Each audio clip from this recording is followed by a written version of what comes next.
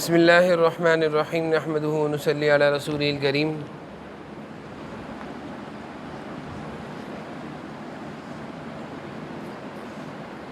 جمعرات کا دن آتے ہیں تو ہم آپ کو صفائی اور ستھرائی، جسمانی صفائی بھی اور کپڑوں میں بھی صفائی کی آپ کو ہم تعلیم دیتے ہیں۔ اور صفائی اور ستھرائی ایسی چیز ہے، یعنی صاف ستھرا رہنا، اچھے کپڑے پہننا، کپڑوں میں سے خوشبو کا آنا، جسم صاف ہو، یعنی آپ نہا دھو کر آئے ہوں، آپ کے بدن سے، آپ کے جسم سے بھی بدبو نہ آ رہی ہو، آپ کا جسم بھی صاف ہو، آپ کے کپڑے بھی صاف ہوں، آپ کے منہ بھی صاف ہو، منہ سے بدبو نہ آ رہی ہو، آپ کے آنکھ بھی صاف ہو، آنکھ میں گندگی نہ لگی ہوئی ہو، کان بھی صاف ہو، تو اس کو کہتے ہیں جسمانی صفائی۔ کیا کہتے ہیں اس کو؟ اور کپڑوں کی صفائی کیا ہے کہ کپڑے میلے کچیلے نہ ہوں، کپڑے گندے نہ ہوں، کپڑے پرانے نہ ہوں، کپڑوں میں سے بدبو نہ آ رہی ہو، اس کو کہتے ہیں کپڑوں کی صفائی، لباس کی صفائی، لباس کی صفائی۔ تو جسمانی صفائی ہو، لباس اور کپڑوں کی صفائی ہو، اس کا اللہ تعالیٰ نے قرآن کریم میں اس کو پسند فرمایا ہے۔ یحب التوابین و یحب المتطہرین، اللہ تعالیٰ فرما رہے ہیں پاک صاف رہنے والوں کو ہم پسند کرتے ہیں۔ پاکی اور صفائی کو اللہ تعالیٰ پسند فرماتے ہیں۔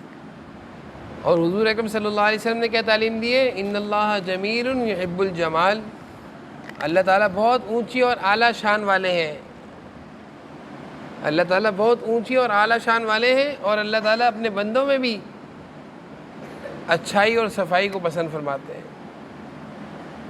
پسند کرتے ہیں کہ اللہ کا بندہ اچھا ہو۔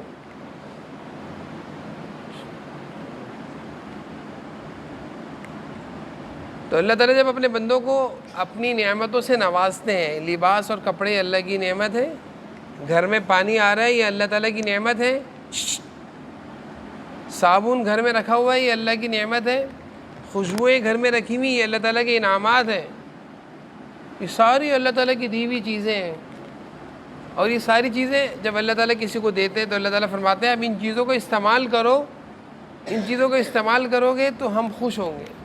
تو جب بندہ اللہ تعالیٰ کی دی ہوئی نعمتوں کو استعمال کرتا ہے تو اللہ تعالیٰ کیا ہوتے ہیں؟ خوش ہوتے ہیں۔ اب یہ کپڑے اللہ نے دیے ہیں، الماری میں کپڑے لٹکے ہوئے ہیں، دھلے ہوئے کپڑے لٹکے ہوئے ہیں، آپ پہنے نا گندے کپڑے پہنتے رہیں، پھٹے ہوئے کپڑے پہنتے رہیں تو اللہ تعالیٰ کو ناراض کر رہے ہیں۔ اللہ تعالیٰ فرمائیں گے ہم نے تمہیں نعمتیں دی ہیں، تم اس کو استعمال کیوں نہیں کرتے؟ پانی آ رہا ہے گھر میں، اس کا استعمال کریں، اس پانی سے نہائیں، اس پانی کو واش روم میں استعمال کریں تاکہ آپ کے جسم میں گندگی نہ رہے، بدبو نہ رہے، آپ نہائیں نہ، اللہ کی نعمت ہے آپ کے پاس، آپ استعمال نہیں کر رہے۔ خوشبو ہے، باڈی اسپرے ہے، پرفیوم ہے، آپ کے گھر میں ہے، اللہ کی دی ہوئی نعمت ہے، آپ استعمال کریں طریقے سے تو اللہ تعالیٰ کو خوشی ہوتی ہے، اللہ تعالیٰ اس بات کو پسند فرماتے ہیں کہ میرا بندہ میری دی ہوئی چیزوں کو استعمال کرے۔ کپڑے الماری میں رکھنے اور لٹکانے کے لیے نہیں ہے، پہننے کے لیے۔ کپڑے جسم پر اچھے لگیں گے، الماری میں اچھے لگیں گے؟ الماری کو تھوڑی کپڑے پہنانے ہیں، بتائیے مجھے، الماری کے کپڑے پہنانے ہیں؟ الماری کپڑے پہنیں گے؟ گھر میں جو آپ نے الماریوں میں کپڑے لٹکائے ہوئے ہوتے ہیں تو یہ الماری کو کپڑے کی ضرورت نہیں ہے، ہمیں کپڑوں کی ضرورت ہے۔ کس کو ضرورت ہے؟ ہم پہنیں گے کپڑے۔ خوشبوئیں، اس باڈی اسپرے، پرفیومز، یہ الماریوں میں رکھے ہوئے ہیں، الماریوں کو ضرورت نہیں ہے ان چیزوں کی، الماری تو لکڑی کی ہے۔ ہمیں ضرورت ہے کہ ہم خوشبو استعمال کریں، اپنے جسم کو خوشبودار بنائیں، بدبودار نہ بنائیں۔ سمجھ میں آ رہی ہے میری بات سب بچوں کو؟ تو بہت سارے بچے جب وہ جمعے کے دن کی تیاری کی بات نہیں کر رہا، وہ ہر روز اس حلیے میں آتے ہیں کہ ان کو دیکھ کے اچھا لگتا ہے، ان کے کپڑے بھی صاف، ان کے چہرے سے بھی صفائی دکھ رہی ہوتی ہے، بلکہ وہ نہا کر بھی آتے ہوں گے یقیناً۔ بہت سارے بچے ماشاءاللہ سے خوشی ہوتی ہے کہ ماشاءاللہ یہ بچہ بہت صاف ستھرا آتا ہے۔ میں ایک مثال دیتا ہوں، بہت سارے بچے ایسے ہیں جیسے حسان توحہ ہے ماشاءاللہ صاف ستھرے ہو کر آتے ہیں، کپڑے بھی صاف ہوتے ہیں، ان کی ٹوپی کو استری ہوئی بھی ہوتی ہے، منہ بھی ان کا اچھا، بھی کچھ صاف ستھرے ہو کر آ رہے ہوتے ہیں۔ تو اگر ہر بچہ اس بات کی کوشش کرے، اگر بال بڑے ہو جائے فوراً بال کٹوا لیے، کہنا نہ پڑے، بال بھی صفائی میں سے ہے، یعنی بالوں کے بڑے بال رکھیں گے تو گندگی آ جائے گی جسم میں۔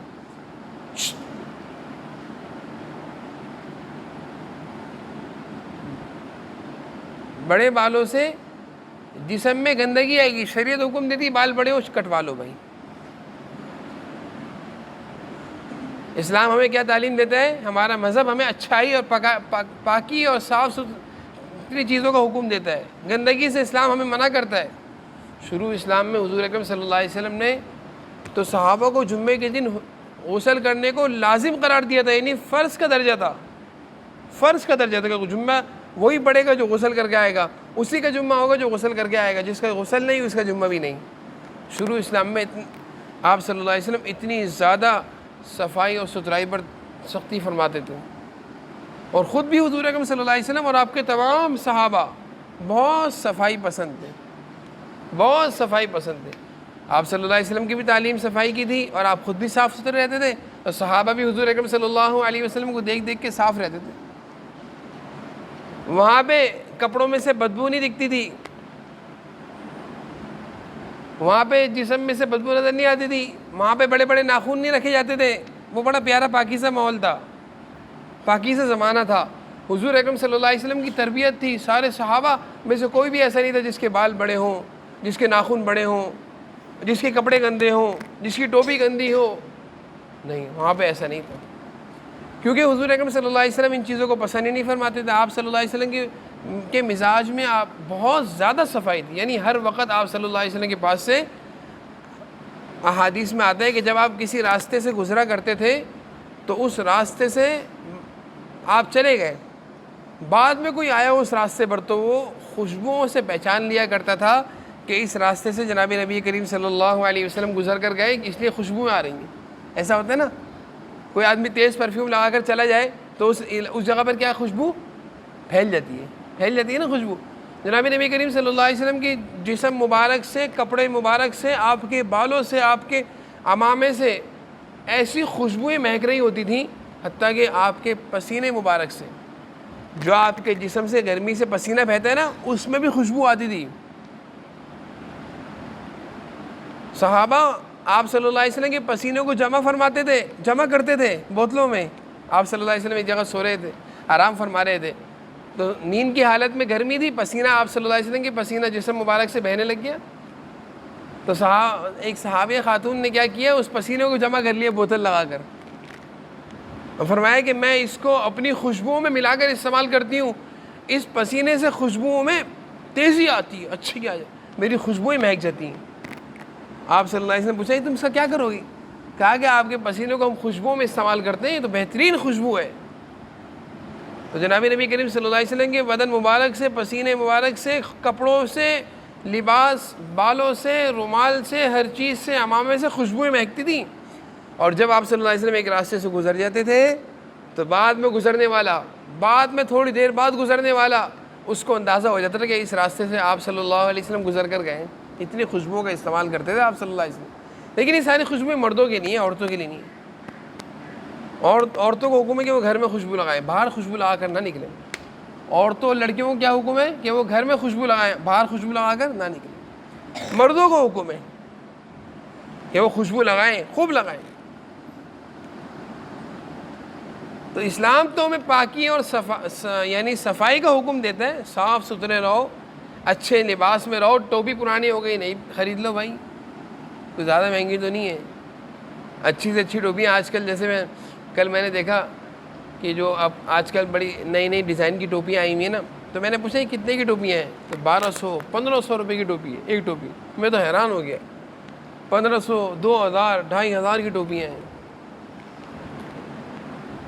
جیسے وہ آج کل نئے نئے وہ کھلے ہیں نا، ایک تو MTJ مولانا طارق جمیل صاحب کی جو آؤٹ لیٹ کھلی ہے، اس میں ٹوپیاں 2,000 کی ہیں. جنید جمشید کی جو وہ ہے ان کی برانڈ جو ہے، اس میں ٹوپیاں 2,000-2,500 روپے کی ٹوپیاں، اچھی والی ٹوپیاں. خیر وہ ٹوپیاں ہمارے مدرسے میں پہننے کی اجازت نہیں ہے، کیونکہ مدرسے کی یونیفارم کی ٹوپی ہے. تو وہ تو 2,000 روپے کی ٹوپی، 2,500 کی ٹوپی. یہ مدرسے کی ٹوپی تو 120 روپے کی ہے. 120 روپے کی ہے نا، کتنے کی؟ 120 روپے کی ٹوپی ہے، کچھ بھی نہیں ہے اس کے بعد. آپ اگر ہر مہینے ٹوپی خریدیں تو یہ بھی کوئی مشکل نہیں ہے. اگر آپ 2 مہینے میں ٹوپی خرید لیں یہ بھی کوئی مشکل نہیں ہے. تو ٹوپی پہلی چیز ہے صفائی کی، صاف.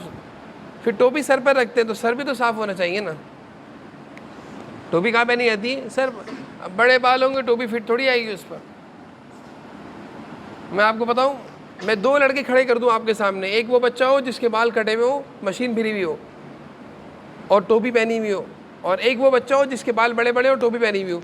آپ خود ہی کہیں گے، آپ سے پوچھو ابھی دونوں میں کون اچھا لگ رہا ہے، آپ خود ہی فیصلہ کریں گے. جس کے بال چھوٹے ہیں، ٹوپی پوری سر پہ فٹ آ رہی ہے، آپ کہیں گے یہ اچھا لگ رہا ہے، یہ شریف لگ رہا ہے. بڑے بال، انگریزی بال، فوجی کٹ، انگریزی کٹ، یہ سارے کٹ جو ہیں وہ کافروں والے کٹ ہیں بھائی. تو مختلف قسم کے لڑکے ہمارے سے ملنے آتے ہیں نا، تو وہ لڑکا، کچھ لڑکے ایسے ملنے آتے ہیں پرانے کہ جن کے بال کٹے ہوئے ہوتے ہیں، ٹوپی پہنی ہوئی ہوتی ہے. میں کہتا ہوں تم اتنے پیارے لگ رہے ہو، مدرسے سے جانے کے بعد بھی ماشاءاللہ تم اتنے اچھے لگ رہے ہو. اور کچھ لڑکے ایسے آتے ہیں ہوش بڑے بڑے بال، عجیب سا حلیہ، یہاں سے سارے بال سر سے لٹک رہے ہیں، آگے کے وہ نکل رہے ہیں، ڈیزائن آ رہا ہے، بال سارے یہاں لٹک رہے ہیں. اس کو اوپر تو کرو یار. اتنے بڑے بڑے بال رکھ کر، عجیب سا حلیہ، عجیب سا چہرہ بنا کر ہم سے ملنے آتے ہیں. ہمیں دیکھ کر ہی اچھے نہیں لگتے. آپ خود بھی دیکھ لیجئے گا. میں آپ کے سامنے ایک اچھا سا بچہ کھڑا کرتا ہوں جس کے بال کٹے ہوئے ہوں گے، اور وہ ایک وہ بچہ جس کے بال بڑے بڑے ہوں گے. آپ خود فیصلہ کر لیں گے کون سا بچہ اچھا لگ رہا ہے. تو چھوٹے بال اچھے لگتے ہیں. بال بڑے بڑے رکھنے سے انسان بڑا بڑا لگتا ہے. آپ چھوٹے ہو، آپ پر بڑے بال اچھے نہیں لگیں گے، اور پھر آپ ان بالوں کا خیال تھوڑی کر سکتے ہیں. بالوں کا بھی تو بالوں کے حقوق ہیں، ان کو صاف کرنا، ان کو کنگھی کرنا، ان میں تیل لگانا. بالوں میں جوئیں ہو جاتی ہیں، کیڑے ہو جاتے ہیں، ان کو صاف کرنا، یہ کہاں کر سکتے ہیں آپ. تو کبھی بھی میں ہمیشہ آپ کو تعلیم دیتا ہوں کہ کبھی بھی بڑے بال رکھنے کا شوق اپنے اندر پیدا نہیں کرنا بیٹا. کبھی بھی ہمیشہ چھوٹے بال رکھنے کا شوق ہو. میں بال نہیں رکھوں، جیسے بال بڑے ہوں خود جا کے کٹواؤں، مجھے الجھن ہو رہی ہے. ایسی طبیعت بناؤ، اپنا ایسا مزاج بناؤ کہ جیسے بال بڑے ہو جائیں آپ کو طبیعتاً الجھن ہو رہی ہو، آپ کے جسم میں جیسے جسم میں بدبو آ رہی ہو تو آپ کو بے چینی ہو رہی ہو کہ میرے کپڑوں سے پسینے کی بدبو آ رہی ہے.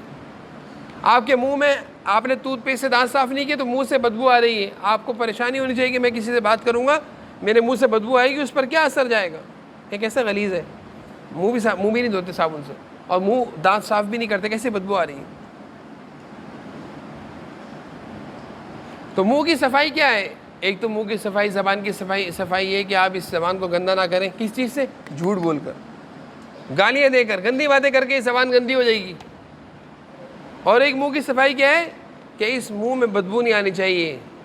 جیسے سو کر اٹھتے ہیں تو صبح سو کر اٹھنے کے بعد تقریباً سب کے منہ میں پوری رات سونے کی وجہ سے منہ سے بعض لوگوں کے منہ سے رال بھی ٹپکتی ہے، یہ بیماری کی وجہ سے ہوتا ہے. لیکن منہ میں سے بدبو صبح آتی ہے. اس لیے حضور صلی اللہ علیہ وسلم جب صبح اٹھتے تھے تو آپ کافی دیر تک مسواک کیا کرتے تھے. کافی دیر تک صبح کی مسواک آپ صلی اللہ علیہ وسلم کی بہت تفصیلی ہوتی تھی، کافی دیر تک ہوتی تھی تاکہ منہ کی بدبو نکل جائے ساری. اور حضور صلی اللہ علیہ وسلم اپنے حلق کو، کیونکہ حلق میں جب بلغم ہوتا ہے تو اس سے بھی بدبو آتی ہے، تو حضور اکرم صلی اللہ علیہ وسلم مسواک کو حلق تک لے جاتے کرتے ہیں.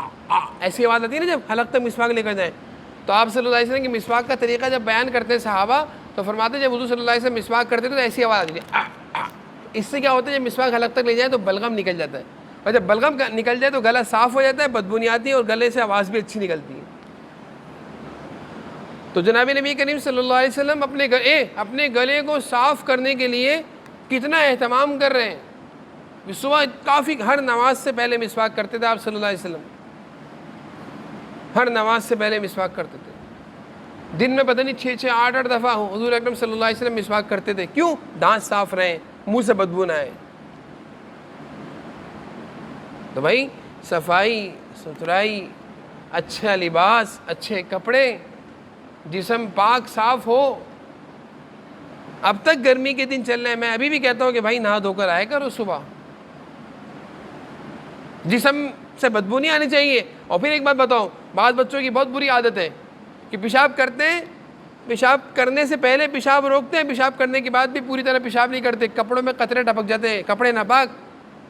اب ان کپڑوں سے قرآن پڑھ رہے ہیں آپ، قرآن ان کپڑوں کے ساتھ بیٹھ کر.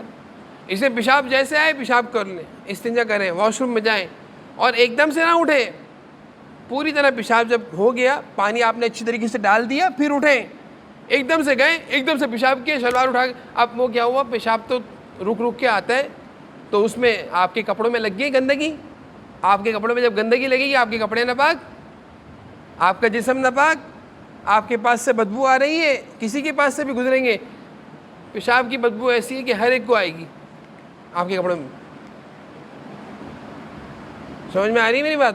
بہت سارے بچے چھوٹے وہ اس کا خیال نہیں کرتے، واش روم میں جاتے پانی بھی نہیں ڈالتے. دیکھیے واش روم میں کسی چیز کی کمی نہیں ہے، پانی بہت ہے، لوٹا بھی سب کچھ رکھا ہوا ہے، چپل بھی رکھی، جاؤ آرام سے پانی سے واش روم اچھی طریقے سے جاؤ، واش روم دھو کر آؤ، صحیح سے پانی ڈال کر آؤ، تاکہ بعد میں آنے والے کو بدبو تو نہ آئے. یہ بھی تو صفائی ہے کہ آپ واش روم میں گئے، ایسے آئے کہ بعد میں کوئی آئے اس کو تکلیف نہ ہو. تو یہ بھی ایک بہت بری عادت ہے، کپڑے ناپاک رہتے ہیں کہ گئے باتھ روم میں اور نہ استنجا کیا اور جلدی جلدی میں کیا، آدھا بات کپڑوں میں نکل گیا، اب کپڑے ناپاک ہیں، بدبو آ رہی ہے کپڑوں سے، گندے کپڑوں کے ساتھ، ناپاک کپڑوں کے ساتھ گھوم رہے ہیں. گندے کپڑے، ناپاک کپڑے، بدبودار کپڑے، ان کے ساتھ قرآن بھی پڑھ رہے ہیں، ان کے ساتھ گھوم بھی رہے ہیں. ان کو شرم نہیں آ رہی؟ آپ سوچ نہیں رہے میں گندا کام کر کے گھوم رہا ہوں؟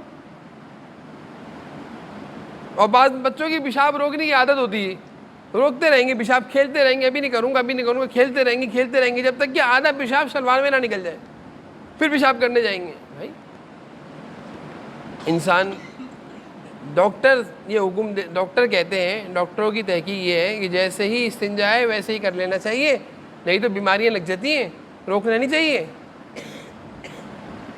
جیسے ہی استنجا ہے، واش روم کی ضرورت ہو، فوراً واش روم جانا چاہیے، روکنا نہیں چاہیے، اس سے بیماریاں لگتی ہیں. کپڑے ناپاک ہوتے ہیں، جسم ناپاک ہوتا ہے اور جسم کو بیماری لگ جاتی ہے.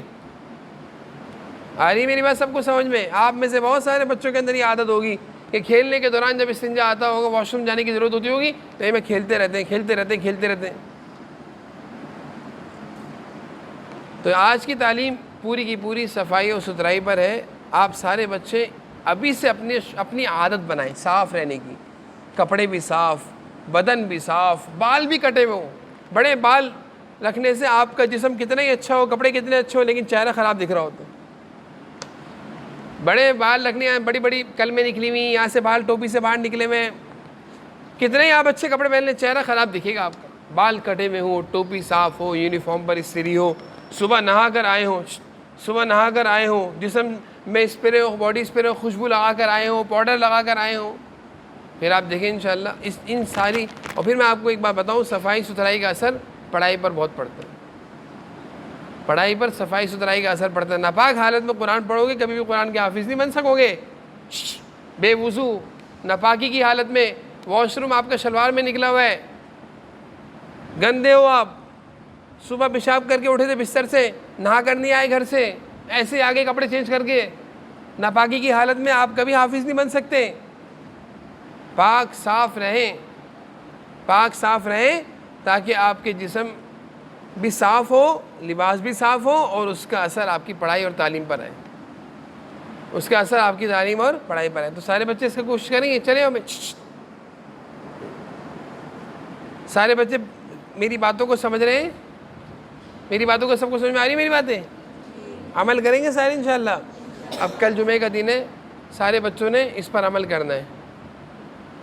سارے بچے کل جب جمعے کے دن آئیں صبح تو خوب اچھے کپڑے، صاف ستھرے کپڑے پہن کر آئیں اور روزانہ اس پر عمل کرنا ہے انشاءاللہ. انشاءاللہ بولو.